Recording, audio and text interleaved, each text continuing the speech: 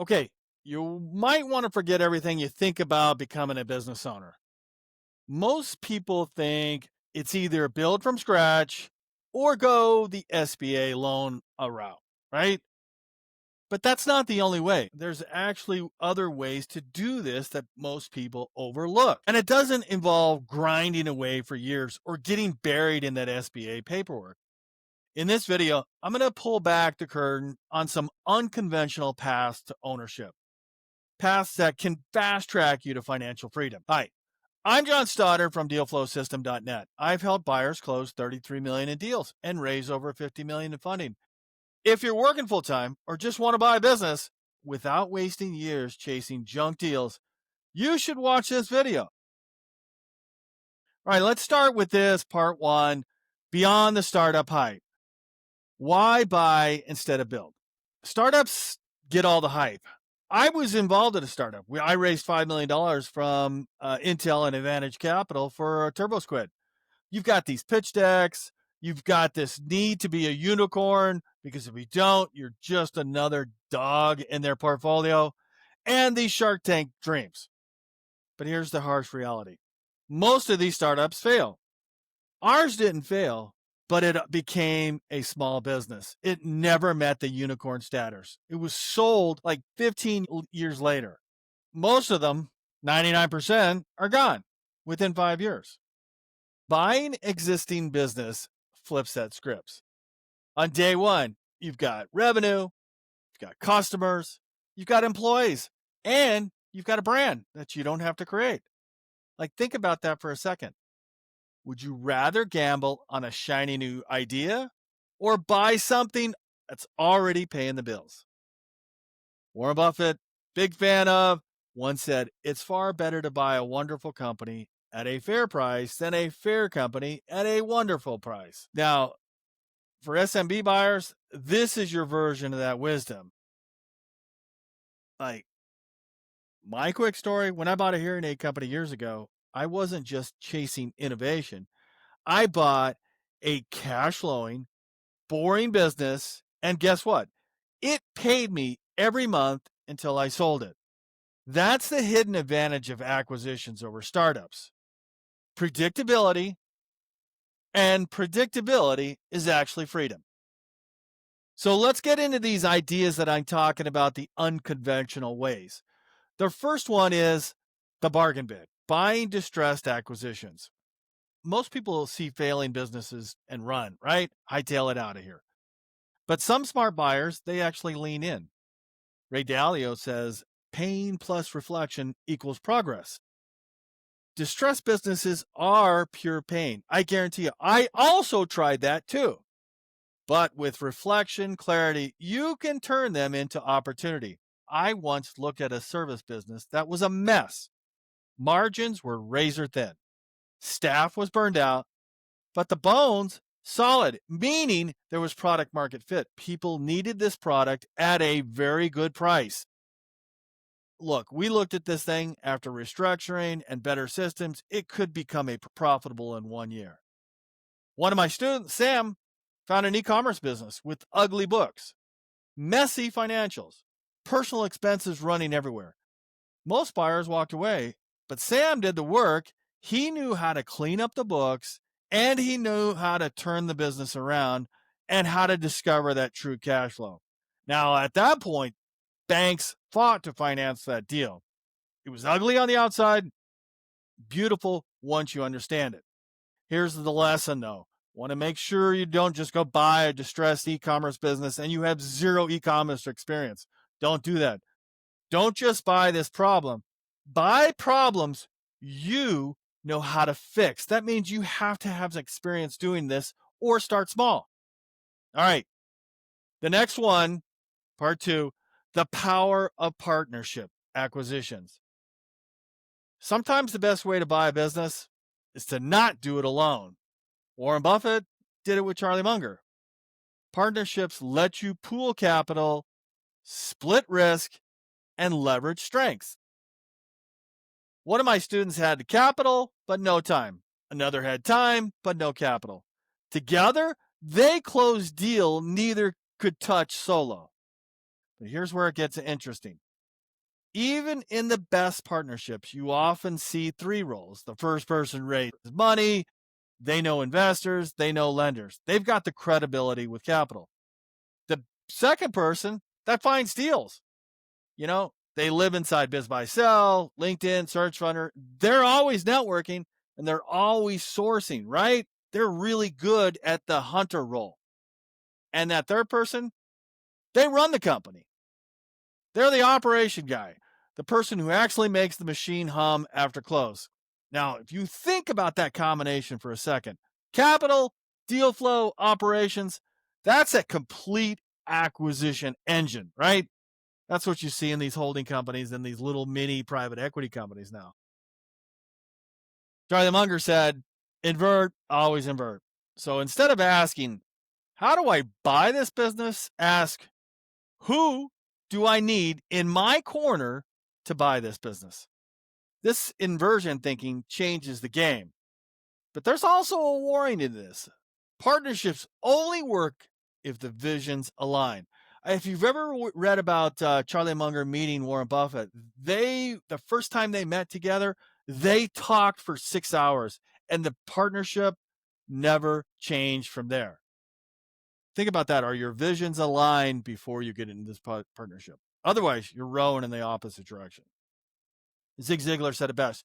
You can have everything in life you want if you just help enough other people get what they want, right?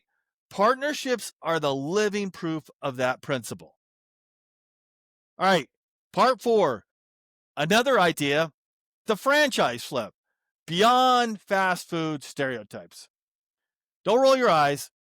Franchises aren't just burgers and fries.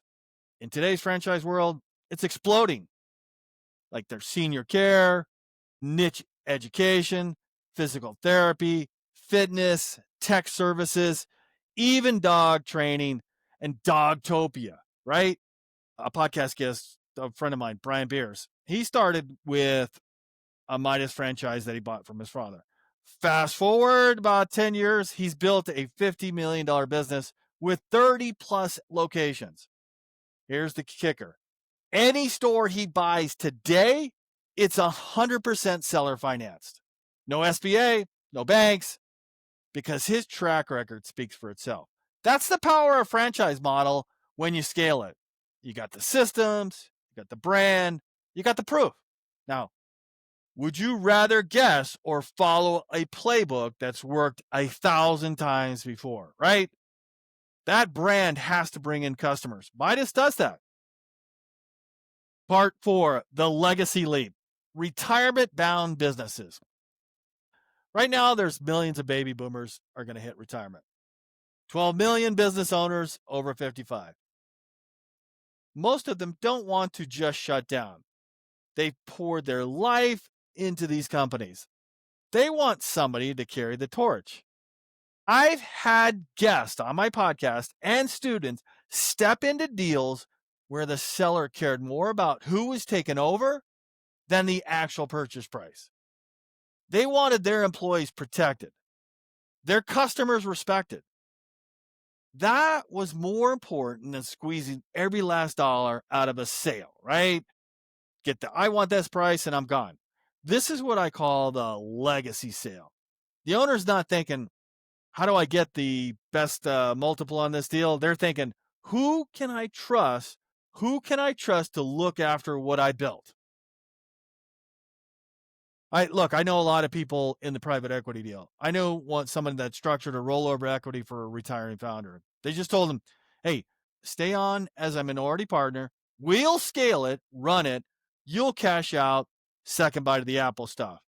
The seller loved that. They got peace of mind and another payday. And here's the key lesson to that.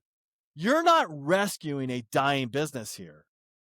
You're stepping into a strong business at a moment when the owner's ready to pass the baton. Myron Golden says, business is the fastest path to wealth creation if you learn how to buy instead of build. Legacy sellers want peace of mind. If you can give them that, you can unlock terms and opportunities no bank or broker will ever show you. All right, another one, part 5. You can start small. The micro acquisition play. This is an unconventional one. Start small, really small, like under 100, under 1,000. Micro acquisitions are exploding right now. Tiny SaaS apps, AI tech, content sites, local service shops, deals you can buy for the price of a used car. Most people laugh them off. Hey, it's too small, it's not worth it. But for some, that's a mistake.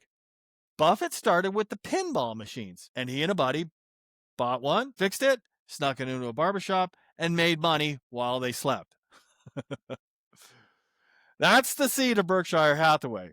So would you rather wait 5 years to buy your first deal or learn the ropes tomorrow with a 10K micro business? Think about that. These small wins actually build your confidence. And confidence builds deal flow. Deal flow builds wealth. All right, part 6, consulting for equity. Here's one most buyers overlook. You don't always need cash. Sometimes you buy with your brain. Consulting for equity is simple. Instead of charging a fee, you trade your expertise for ownership. Like, are you great at marketing or great at sales or finance or ops? That skill, your currency. Tony Robbins said, you don't get paid for your time. You get paid for the value you bring. And in this case, your value can literally buy you equity in somebody else's company. I've seen operators land 20%, 30%, even in 50% of a company without spending a single dime, just by fixing the owner's biggest bottleneck.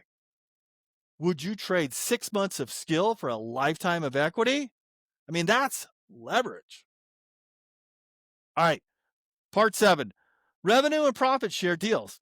I like these. It's very creative. Revenue or profit share acquisitions. So instead of paying the seller everything up front, like an SBA loan, you pay them from the business's future. Now, let me make something very clear on these types of deals. These deals rarely happen with on-market businesses. Why? Well, the broker wants their commission, and the seller's already anchored on a big number that the broker said it's worth.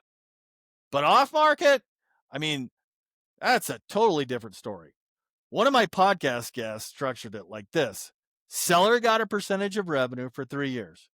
There was no heavy debt, no SBA loan. Seller was thrilled because they got ongoing income, which is mailbox money. The buyer was thrilled because the cash stayed in the business. And here's the beauty of these profit share structures. Both sides stay invested in success. So when the business wins, everybody wins. Now, would you buy a business if the seller only gets paid when it performs? That's true alignment, right? Part 8. There's a couple other ways to do this. We call these bonus plays. And that's a few more unconventional ones for you, like search funds. Have you ever been on searchfund.com? You raise capital first. These are commitments. Then go find a deal. Best for buyers with strong resumes. Did you graduate with Ivy League, good network, and time to search full time? Because they'll pay you like $100,000, $200,000 over a couple years to find a good deal. It's big in the MBA world, but you could run a scrappier version on the SBA level. That's one. All right. Another one is employee buyouts. What you do is you staff pooling together to take over. It's kind of like a management buyout. This works when employees know the business inside and out, and when seller cares more about the legacy than price. All right, another one, holdco roll-ups. That's stacking boring businesses like plumbing, HVA, dental. Not sexy, but boring businesses print cash. You could start small with those too. There's another one, it's asset-based lending. You're borrowing against receivables. Not a lot of businesses have big receivables, but some do. And you could use equipment or inventory. There is a catch on these. You can't borrow against assets you don't own. This usually comes in after the close or paired with seller financing. Another one is rollover equity. Sellers can keep a slice of the business, you get control, they stay invested, and you often cash out again later. That's a great fit when sellers want both legacy and upside. Another one is investor capital. You could go out, find these high net worth individuals or family offices. You bring the deal and the hustle, and they'll bring the cash, and you get paid for it, and you get a percentage of the business. And there's also deferred down payment. Instead of paid all at close, push part of that into the future. Maybe 50K now, 150K over 18 months from cash flow. These work best, not on market, but off market, with sellers who trust you. You can't just be somebody off the street, present this, and they take all the risk. Brokers usually hate that because their commission depends on cash up front. Charlie Munger said it best. These type of deals invert. So don't ask, how do I start a business or how do I buy a business? Ask, how do I own one without starting from scratch? It's just a subtle mindset shift. All right, let's wrap this video up. You've got a number of ways to buy a business without doing the SBA route, right? Distressed deals, partnerships, franchises, retirement sellers, micro acquisitions, consulting for equity, profit share structures. These are unconventional paths most people never even consider. Big firms actually do this every day. So do private equity offices, so do family offices. So why don't you take a look at them? All right. If you found this video useful, hit that subscribe button right now. And if you're serious about buying your first business, I can help. Head over to dealflowsystem.net. That's where I show you how to find, fund, and close your first deal the smart way. I am Jon Stoddard, and I'll see you on the next one.